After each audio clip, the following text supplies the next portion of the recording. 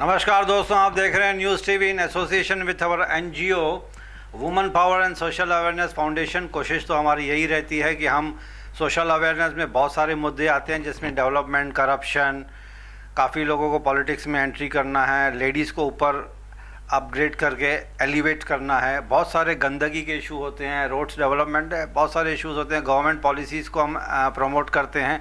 तो I am Jitendra Thawar Malani of Tony. आज मैं उल्लासनगर में हूँ, which falls under Thane district, and we are in the BJP office, and luckily today we have with us mister Pradeep Ramchandani. He is spokesperson of BJP for Ulhasnagar and existing BJP corporator. तो खुशकिस्मती है कि आज हमारे साथ हैं मिस्टर प्रदीप रामचंदानी. मैं on camera ये एक चीज़ बताना चाहता हूँ कि I have been watching his videos. तो इनका जो बोलने का अंदाज़ है, I am a great fan of that अंदाज़. ये जब बोलते हैं तो फियरलेसली बोलते हैं, निडर होके बोलते हैं.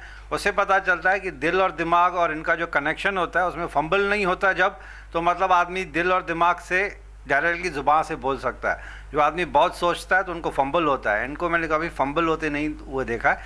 तो आई एज एन एंकर इनका मैं बहुत बड़ा फ़ैन हूँ with regard to speeches. Sir, welcome to our show.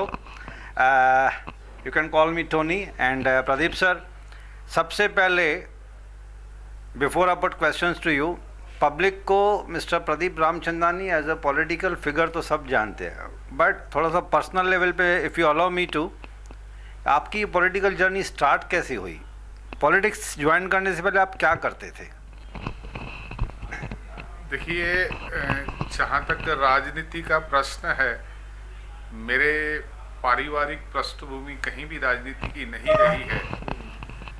क्योंकि हमारा जो समाज है, जिस समाज से मैं हूँ, वह सिंधी समाज. जब मुझे पता पड़ा कि जब बंटवारा हुआ और बंटवारे के बाद हम लोग अपने पूरा सिंध प्रांत छोड़कर विभाजन, जबकि तब का भारत था अविभाजित भारत के हम नागरिक थे, विभाजन के बाद जब आए, जैसे जैसे मेरी उम्र बढ़ी, मुझे समझ आई कि हमारा दोष केवल इतना था कि हम हिंदू थे और हिंदू होने की वजह से हमने अपना सिंध खोया. और सिंध खोने के बाद पूरे देश में हमारा सिंधी समाज पूरे देश में बिखर गया और जहाँ का था वहाँ का हो गया. इसीलिए एक दिमाग में यह हमेशा बात रहती थी कि हम उस पार्टी के विचारों से जुड़े रहते थे जो शुरू में जनसंघ हुआ करती थी, बाद में भारतीय जनता पार्टी होती थी. उनके विचारों से जुड़ने का कारण वह हमारे ऊपर अन्याय था कि हिंदू होने के नाते हमने अपनी सारी मातृभूमि खोई और हमने अपना राज्य सिंध खोया. इसीलिए भारतीय जनता पार्टी के विचारों से जुड़कर मैं भारतीय जनता पार्टी और उस समय के जनसंघ से छोटेपन में, छोटे जब आयु थी बचपन की, मैं जुड़ा. तो मतलब एट द एज ऑफ 14-15 के आसपास 13-14 साल की उम्र होगी, तब से ये, जैसे आप समझ लो कि उस जमाने में जितनी समझ आती थी नहीं समझ आती है जब. लेकिन सर, वो तो खेलने कूदने की उम्र होती है, टीनेज थी आपकी, कॉलेज स्कूल में मौज मस्ती की होती है. लेकिन आपने इतना सीरियस थॉट कैसे ले लिया? देखिए, हमारी जो पीढ़ी है वह पीढ़ी ऐसी है जिसने बहुत कठिन परिश्रम भी नहीं किया और जिसने बहुत ज़्यादा विश्राम भी नहीं किया. मतलब बुद्धि का विकास इतना हुआ कि अगर हम देखेंगे कि हम उन दिनों को भी देखते हैं जब पत्र लिखते थे पोस्ट कार्ड पे, उसका उत्तर 15 दिनों के बाद आता था और हम प्रतीक्षा करते थे. आज बुद्धि का विकास इतना हुआ कि तुरंत 1 सेकंड में आपका संदेश मोबाइल के जरिए पूरे विदेश में पहुंच जाता है. उस दूरी को पाटने के लिए पाटा है हम लोगों ने. और क्योंकि 13-14 वर्ष की आयु उस वक्त थी, तो उस वक्त शिक्षा को इतना ज़्यादा महत्व नहीं दिया जाता था, क्योंकि बहुत ज़्यादा परिश्रम किया था हमारी पिछली पीढ़ी में, और इंतज़ार करते थे कि ये पुरुष है जल्दी अपना जो है आयु पूरी करे 18 वर्ष की और काम धंधे पे लग जाए. तो उसी आधार पे जल्दी हमको ये बातें समझ में आने लगी. तो मतलब आप जब से बीजेपी में ज्वाइन किया आपने, तब से आप बीजेपी में ही हैं, कोई पार्टी छोड़ के नहीं गए थे आप? जी नहीं, मैं शुरू से लेके उसी विचार तक जुड़ा हूँ। आज मुझे याद है कि वह 1977 का चुनाव जिसमें मोरारजी देसाई प्रधानमंत्री बने थे, उस समय से लेकर आज नरेंद्र मोदी प्रधानमंत्री बने हैं, उस बीच में 1984 में भारतीय जनता पार्टी को केवल 2 सीटें आई, तो भी मैं भारतीय जनता पार्टी के साथ ही था। और मैं ईश्वर से प्रार्थना करूंगा जब तक मेरा जीवन रहे मैं इसी विचार से जुड़ा रहूं, मेरे मन में कभी ऐसा क्रोध या द्वेष ना आए कि मैं किसी अन्य पक्ष में जाकर जाऊं, ऐसा कभी मेरे जीवन में ना आए, ऐसी मैं हमेशा ईश्वर से प्रार्थना करता हूं। दैट मीन्स आप हार्डकोर लॉयलिस्ट बीजेपी हैं, irrespective of downfall या rise of BJP, you will always remain with BJP. देखिए, पार्टी से तो संबंध है ही है, लेकिन एक विचार जो मैंने बताया, जिस विचार मेरे मन में कूट कूट कर भरा है कि हमारे समाज को किसी तरह से कोई पक्ष अगर हमारे साथ न्याय कर सकता है तो वह भारतीय जनता पार्टी है, क्योंकि हिंदू हित की बात करने की जो बात करेगा वह पक्ष पूरे देश में आज भारतीय जनता पार्टी है। सर, अगर आप पॉलिटिक्स में ना होते तो क्या करते? देखिए, मैं पूरी तरह से तो आज भी राजनीति में नहीं हूं। अगर आप कहेंगे कि मैं साथ ही साथ व्यवसाय भी किया, मैंने मेरे पिताजी का अपना आप कहें कि ठेकेदारी का काम रहा है। आज से नहीं, सिंध में जब रहते थे तब भी बलूचिस्तान में ठेके लेते थे सरकारी। ये हमारा पुश्तैनी काम है, उसके साथ भी जुड़ा रहा और फिर राजनीति से भी जुड़ा रहा। दोनों को संतुलित कर कर मैं अपना जीवन आगे बढ़ा रहा हूँ। तो सर, अभी आप पॉलिटिक्स में जिस तरह से मैं आपके वीडियोस और स्पीचेस देखते रहता हूँ, तो इट्स ऑलमोस्ट 24 आवर्स भी कम है एक्चुअली देखा जाए तो। All the time you are into it.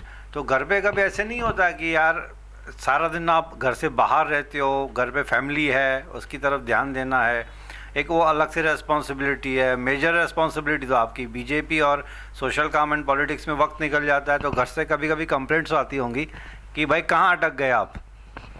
देखिए, एक विद्वान ने कहा है कि जो सबसे ज़्यादा व्यस्त होता है वह सारे काम कर लेता है, और जो आलसी रहता है उसके पास समय की कमी रहती है। और प्रभु और ईश्वर की कृपा से मैंने हर बात को अच्छी तरह से संतुलित किया है, और मेरे परिवार की भी कभी मुझसे ये शिकायत नहीं रही है, क्योंकि मुझे लगता है कि उन्होंने शिकायत नहीं की है तो उनके साथ न्याय हो रहा है। मतलब आपकी टाइम मैनेजमेंट बहुत अच्छी है। मैंने कहा कि ये तो सब ईश्वर की कृपा है, लेकिन कोई शिकायत नहीं है किसी को कि भाई मैंने किसी चीज़ के साथ अन्याय किया है। ऐसी किसी भी जीवन के किसी भी पहलू से आज तक शिकायत नहीं आई है, फिर चाहे वो मेरे माता पिता हों या मेरी पत्नी हो, मेरी बहनें हैं, या जो जितने भी मेरे परिवार के सदस्य हैं, हमेशा मुझे बहुत ही उन्होंने सम्मान दिया, प्यार दिया, और मैं बहुत ही अपने आप से और इस प्रभु ने दिया हुआ जीवन से मैं बहुत संतुष्ट हूँ। मतलब आपकी जो मैनेजमेंट ऑफ टाइम है that is very excellent as given to understand. आपके आंसर से मुझे पता चला कि जब कोई नाराज़ नहीं होता है, घर वाले या दोस्त रिश्तेदार, यानी कि आपकी सोशलाइजिंग भी कंटिन्यू है। That means you are multitasking. Coming to the last personal question, आपके पास जब कभी भी थोड़ा सा खाली समय मिलता है या आपको थोड़ा सा स्ट्रेस लेवल जब बढ़ जाता है कभी कभी, ये क्योंकि ये पॉलिटिक्स में stress is an inbuilt thing, आपकी हॉबीज़ क्या हैं? How do you kill the time whenever you get some time, personal time जिसको बोलते हैं हम लोग, जिसको मी टाइम बोला जाता है आजकल। देखिए, तनाव जीवन का हिस्सा है। जिस हम क्षेत्र में हैं, चाहे राजनीति हो चाहे व्यवसाय हो, तनावग्रस्त कोई नहीं रह सके ऐसा हो नहीं सकता। लेकिन मैं बुद्ध को फॉलो करता हूँ, बुद्ध की विपासना को फॉलो करता हूँ। मुझे पता नहीं है कि मैं कितना कर पाता हूँ, लेकिन जब भी मैं विपासना करता हूँ तो उससे मुझे काफ़ी आत्मबल मिलता है और बहुत सारी चुनौतियों को स्वीकार करने का मौका मिलता है, और यह एक शक्ति वहाँ से आती है। और मैं यह मानता हूं कि मैं तो एक कुछ भी नहीं कर सकता अगर उस प्रभु की, उस निसर्ग की, उस कुदरत की जिसने मेरे शारीरिक ढांचा जो बनाया है, उस ढांचा को जो मैं करता हूँ निर्भयता से, निडरता से, वह करने की जो अनुमति है, वह तो कोई एक ऐसी अद्भुत शक्ति है जिसकी वजह से ये सब कर पाता हूँ। बाकी तो कोई करने के लिए जाएगा या कर पाएगा या नहीं कर पाएगा, ये तो उस ईश्वर के हाथ में है। सर, मैंने कहा था कि आपकी हॉबीज़ क्या हैं? देखिए, हॉबीज में तो हर इंसान की कोई ना कोई हॉबी होती है। देखिए, हॉबीज में तो देखिए बहुत सारी, मैं खेल में रुचि रखता हूँ, मैं राजनीति में रुचि रखता हूँ, मैं समाज सेवा में मैं कई वर्ष 2 बार रोटरी क्लब का मैं अध्यक्ष रह चुका था, सामाजिक कार्यों में रुचि रखता हूँ। और सबसे बड़ी जो मेरी रुचि है कि बुद्धिजीवियों के साथ बहस करना और उनसे सीखना, क्योंकि कई बार बुद्धिजीवियों के बीच में बैठकर वह कैसे जीवन को सोचते हैं और उनकी सोचने का जो तरीका है, जो उनका आभास है जीवन जीने का, और वह इतना दूर तक सोच लेते हैं, ऐसे बुद्धिजीवियों के साथ बैठकर उनके बीच में बैठकर बहस करने की सबसे बड़ी मेरी रुचि है। You are always thirsty and hungry for knowledge. देखिए, ये एक कहते हैं जैसे पेट की भूख के लिए खाना लगता है, वैसे दिमाग की भूख के लिए ऐसे लोगों की जरूरत पड़ती है। तो दोस्तों, जैसे मैंने स्टार्टिंग में कहा था इंटरव्यू स्टार्ट होने से पहले कि I am a great fan of mister Pradeep, the way he talks fluently. हालांकि he is from Sindhi community, लेकिन कहीं पे भी वो सिंधी एक्सेंट नज़र नहीं आता है इनके बोलने में। संस्कृत के बहुत अच्छे वर्ड्स यूज़ कर लेते हैं सर। ये कहाँ आपने संस्कृत और इतनी चीकी हिंदी कहाँ से सीख लिया आपने? आप में वो सिंधी एक्सेंट जो उल्लासनगर के, जब हम बात करते हैं, even I belong to Ulhasnagar, born and brought up, जब मैं बात करता हूँ तो ऑटोमेटिकली सब सामने वाला बोल देता है कि अरे आप सिंधी हो। आपके उसमें सिंधी एक्सेंट नहीं है, पॉइंट नंबर 1। पॉइंट नंबर 2, आपकी जो संस्कृत के जो वर्ड्स यूज़ करते हैं, चीकी हिंदी जो आप यूज़ करते हैं, वो आपने सीखी या कहीं कहाँ से अडॉप्ट किया आपने? देखिए, रुचि का, फिर से कहा कि रुचि का प्रश्न है। वैसे मेरा जन्म राजस्थान में हुआ है। मैं 7 वर्ष की आयु में उल्लासनगर आया था, लेकिन उसके बाद यहाँ पर आने के बाद महाराष्ट्र की मैंने मराठी सीखी। और मैं ऐसा अपने आप को खुशकिस्मत मानता हूँ कि 75 से 80% मैं सही मराठी बोलने का प्रयास करता हूँ। और कई मराठी भाषी जितने भी लोग यहाँ हमारे साथ रहते हैं, वो हमारा इस बात का ये कहते हैं कि प्रशंसा करते हैं कि एक सिंधी व्यक्ति होने के बाद भी आप इतनी अच्छी मराठी बोल लेते हैं। तो ये एक रुचि होती है, एक सीखने की ललक होती है, चाहत होती है। शब्दों के ऊपर आपका प्रभुत्व कैसे रहे, आप कितनी गलतियां कर रहे हो, क्या बोल रहे हो, कैसे बोल रहे हो, समय समय पर अपनी गलतियों को ठीक करना, उससे धीरे धीरे करत करत अभ्यास जड़मत हो तो सुजान, रसरी आवत जावत है, सिल पर पड़े निशान। ये बात है जी सर। देखिए, अभी बातों बातों में इतना अच्छा सा एक श्लोक बता दिया अपना रामचंदानी साहब ने, तो मेरे ख्याल से अगर ये पॉलिटिक्स में ना होते तो ही वुड हैव बीन प्रोफेसर, या फिर इनका जो फिजिक है, ये काफ़ी लंबे चौड़े, अभी कुर्सी पे बैठे हैं तो नज़र नहीं आ रहे हैं, ये इनकी हाइट वगैरह अच्छी है। तो मेरे ख्याल से अगर पॉलिटिक्स में ना होते तो you would have been offered some role in web series, TV series और films. God is given you very handsome features also. तो एनीहाउ, यहाँ पे अब इस मुद्दे को मैं यहीं पे ख़त्म करने की कोशिश करता हूँ, क्योंकि रामचंदानी साहब को भी जाने की जल्दी होती है। तो लेकिन कुछ और सवाल हैं, यहाँ पे हम कट करते हैं, ब्रेक लेते हैं एक छोटा सा।